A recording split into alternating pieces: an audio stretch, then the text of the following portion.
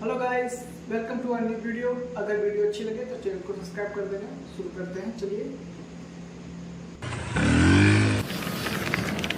Scooty का petrol खत्म हो गया है।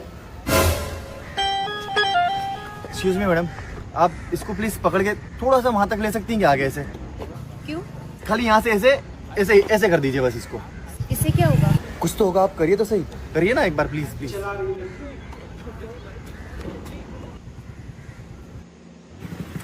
गाड़ी खराब होगी क्या? क्या हो गया मैडम? पेट्रोल खत्म हो गया क्या? 1 मिनट में निकाल के दे देता हूँ।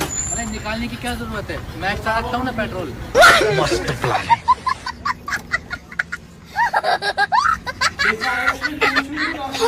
Thank you.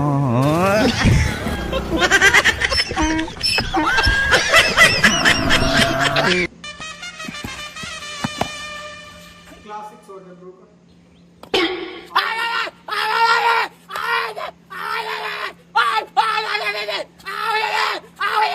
চুপ সরে বাচ্চা দেখতে পাচ্ছি না ছয় হ্যালো